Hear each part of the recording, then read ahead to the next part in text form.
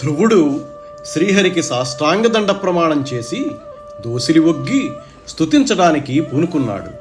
కానీ స్తుతి విధానం అతనికి తెలియకపోవటం చేత తడబడ్డాడు. సర్వాంతర్యామి అయిన భగవంతుడు ధ్రువుని తలంపు గ్రహించి వేదమయమైన తన చేతి పాంచజన్య శంఖంతో ఆ బాలుని చెక్కిలిని స్పృశించాడు. ఆ ప్రభావం వల్ల జీవేశ్వర నిర్ణయాన్ని గుర్తించిన ధ్రువుడు భక్తిభావంతో భగవంతుడు ప్రసాదించిన వేదవాక్కులతో విశ్వవిఖ్యాతుడైన ఈశ్వరుణ్ణి ఈ విధంగా స్తుతించాడు. మహితాత్మ మరి జన్మ మరణ ప్రణాశన హేతుభూతుండవు యుద్ధకల్పతరువగు నిన్ను తగనెవ్వరిన్ ఏనేమి పూని నీ మాయా విమోహితాత్ములగుచు ధర్మార్థ కామాదుల కొరకున్ తామర్పించుచును త్రిగుణాభమైన దేహోపభోగ్యమై దీపించు సుఖములన్ ఎనయంగ మదిలో నయంతురు అట్టి విషయ సంబంధజన్యమై వెలయు సుఖము వారికి నిరయమందును వరలు దేవా భూరి సంసార తాప నివార గుణ కథామృతాపూర్ణ ఈశా మాధవా ముకుందా. మహానుభావా, దేవదేవా, ఈశ్వరా, మాధవా, ముకుందా, జన్మమరణాలను తొలగించి నీవు ప్రాణులను రక్షిస్తావు. తమ తమ కోర్కెలు నెరవేరటం కోసం నిన్ను సేవించేవారు నీ మాయచేత మోసగింపబడిన వారే. భక్తజన కల్పవృక్షమైన నిన్ను దైహికాలై ఐహిక సుఖాల కోసం కొందరు సేవిస్తారు. విషయ సంబంధమైన సుఖం నరకంలో కూడా లభిస్తుంది.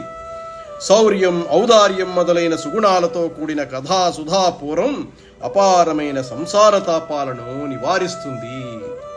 పరమాత్మ మత్య సుపర్వతిర్యన్ మృగదితిజ సరీసృప ద్విజగణాది సంవ్యాప్తమును సదసద్విశేషంబును గైకొని మహదాది కారణంబునైన విరాట్ విగ్రహంబున్ ఏనున్ ఎరుగుదున్ కాని తక్కిన సుమంగళమునైన సంతత సుమహతైశ్వర్య రూపంబును భూరి శబ్దాది వ్యాపార శూన్యమైన బ్రహ్మస్వరూపమున్ ఏన్ ఆత్మన్ ఎరుగన్ ప్రవిమలాకార సంసార భయ విదూరా పరమమునిగేయ సంతత భాగదేయ నలిన నేత్ర రమాలలనా కళత్రా.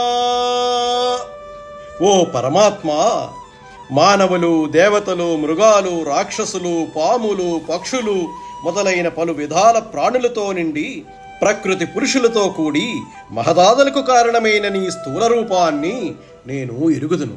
కానీ నిత్య కళ్యాణము, నిరంతర మహైశ్వర్య సంపన్నము అయి శబ్ద వ్యాపారానికి గోచరం కాని నీ పరబ్రహ్మస్వరూపాన్ని మాత్రం నేను ఎరుగను.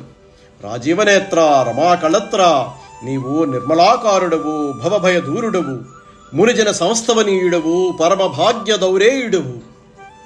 ఈ విధంగా సత్సంకల్పుడు, సుజ్ఞాని అయిన ధ్రువుడు శ్రీహరిని స్తుతించాడు. అప్పుడు భృత్యులపై అత్యంత ప్రేమగల భగవంతుడు మనస్సులో సంతోషించి ఈ విధంగా అన్నాడు.